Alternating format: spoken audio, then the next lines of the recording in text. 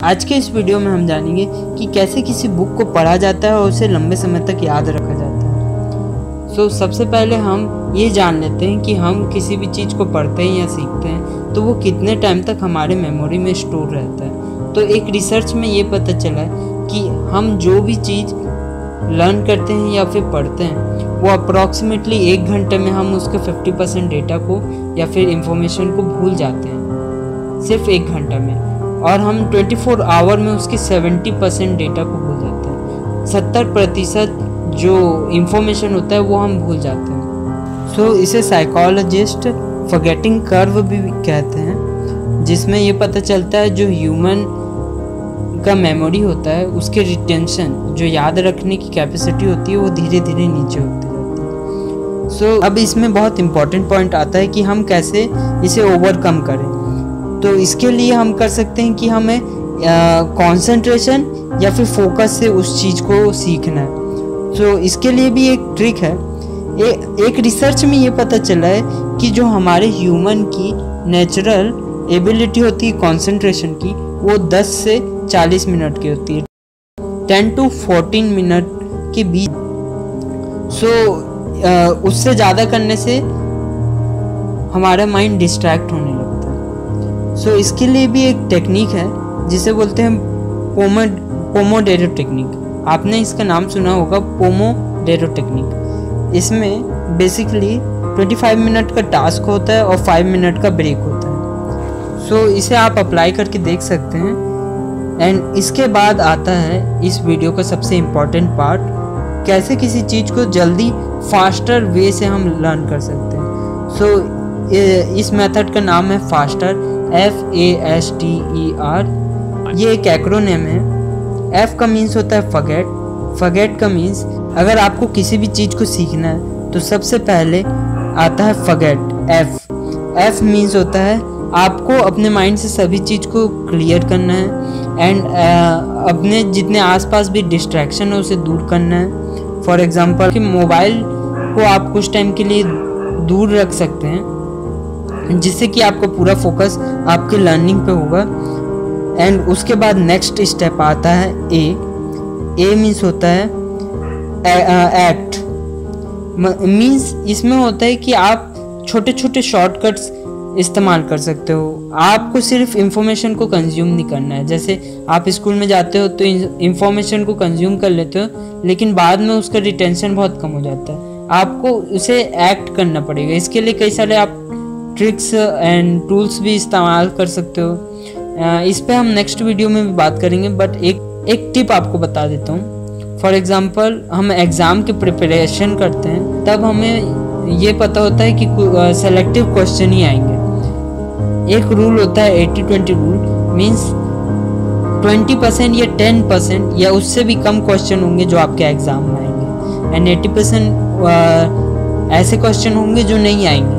हमें अपना एफर्ट उस 20% पे पहले करना है। देन उसके बाद आपका बहुत सारे चांसेस आ जाएंगे कि आप उस कम क्वेश्चन से आपका ज़्यादा से ज़्यादा आप मार्क्स ला सकते हो। बाद आता है एस मीन्स होता है all learning are state dependent. All learning are state dependent. State means होता है जो आपका करंट इमोशन होता है, वो आपके जो लर्निंग को बहुत ज़्यादा इन्फ्लुएंस करता है। आपका मूड कैसा है, आपका जो इमोशन और जो आपका स्टेट है, अगर वो दोनों मिल जाए तो आपको वो लॉन्ग टर्म मेमोरी में स्टोर हो सकता है। अगर आप ऐसे एनवायरनमेंट में पढ़ोगे जहाँ साइलेंस है और ऐसे एनवायरनमेंट में पढ़ोगे जहाँ बहुत ज़्यादा शोर है, तो दोनों में बहुत ज़्यादा डिफरेंस हो जाता है। स्टेट मीन्स कि आपका जो इमोशन है और आपका जो एनवायरनमेंट है, अगर आप दोनों को मिला लो वो लॉन्ग टर्म मेमोरी बन जाता है। एस के बाद आता है टी मीन्स होता है टीच। सबसे इफ़ेक्टिव वे है, अगर आपने किसी चीज़ को पढ़ा या सीखा तो आप दूसरे को शेयर कर सकते हो या फिर दूसरे को सिखा सकते हो। ये सबसे बेस्ट वे इसलिए है, अगर मैंने किसी बुक को पढ़ा देन उसके बाद मैंने उसके नोट्स बना के किसी और को शेयर किया या फिर किसी और को फॉर एग्जांपल किसी ट्यूशन टीचर को अपने सब्जेक्ट के बारे में इतना ज़्यादा क्यों नॉलेज होता है, या फिर किसी टीचर को, जस्ट बिकॉज उन्होंने किसी दूसरे को सिखाया, इससे कारण उन्होंने खुद सीखा। विच मीन्स अगर आप किसी दूसरे को सिखाते हो तो आप खुद भी उस चीज़ को सीख लेते हो। इसीलिए ये पॉइंट इतना इम्पोर्टेंट है। अगर आप किसी दूसरे को सिखाओगे आप खुद भी सीख जाओगे। ये बहुत इम्पोर्टेंट पॉइंट है, आप इसे ज़रूर इम्प्लीमेंट करके देखिए। सो नेक्स्ट स्टेप है, उसके बाद आता है ई मीन्स होता है एंटर। अगर आपके पास सबसे पावरफुल वेपन क्या है पता है आपको? आपका कैलेंडर। अगर आप अपने कैलेंडर में किसी चीज़ को एंट्री कर दे, तो वो कई ज़्यादा प्रोबेबिलिटी हो जाती है कि आप उस चीज़ को करोगे। एंड मैं रेकमेंड करूँगा कि वो फिजिकल कैलेंडर हो एंड आप उसे अपने रूम में रख सके एंड बार बार उस चीज़ को देख सके। उसमें कई कैलेंडर में नीचे में जगह होते हैं, वहाँ आप नोट्स भी बना सकते हो कि मुझे इस दिन ये वर्क करना है या मुझे इस दिन ये वर्क करना है।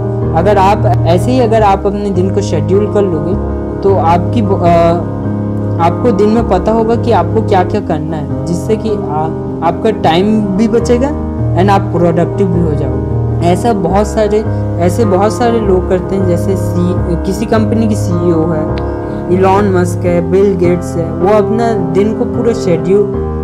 दिन को शेड्यूल रखते हैं। उन्हें पता होता है कि मुझे इस टाइम में ये करना है, इस टाइम में मुझे ये काम करना है, एंड देन ये उनकी हैबिट बढ़ जाती है। मैंने रिसेंटली बिल गेट्स का डॉक्यूमेंट्री देखा था, उसमें बिल गेट्स का दिन पूरे शेड्यूल होता है कि उन्हें इस टाइम पर अपने ऑफिस जाना है, इस टाइम पे ये काम करना है और इस टाइम पे उन्हें रिसर्च करना है। एंड इससे पता चलता है कि इससे पता चलता है ये कितना इफेक्टिव है। उसके बाद आता है आर मीन्स होता है रिव्यू। मैंने आपको वीडियो की स्टार्टिंग में आपको बताया था कि एक फॉरगेटिंग कर्व होता है, मीन्स आप धीरे धीरे उसे भूल जाते हो। एंड ये रिव्यू एक ऐसा मेथड है जिससे आप उसे रिकॉल कर सकते हो, आप उसे दोबारा एक बार रिव्यू कर सकते हो। आप किसी चीज़ का नोट्स बनाएं एंड उसे कुछ दिन बाद फिर रिव्यू करने से वो धीरे धीरे आपके लॉन्ग टर्म मेमोरी में स्टोर हो जाएगा, जिससे कि आपकी लर्निंग और इंक्रीज हो जाएगी। आई होप ये वीडियो आपको यूज़फुल लगा होगा। एंड अगर आप इसकी फुल बुक समरी सुनना चाहते हैं तो मैंने डिस्क्रिप्शन में लिंक दे दिया है एंड आप इसकी बुक भी परचेज कर सकते हैं। मैंने डिस्क्रिप्शन में इसके नोट्स का PDF का लिंक दे दिया, आप जाकर उसे डाउनलोड कर सकते हैं एंड इसे इम्प्लीमेंट करके बताइएगा आपको कैसा रिज़ल्ट मिला। नीचे कमेंट करके इस वीडियो में बताइएगा।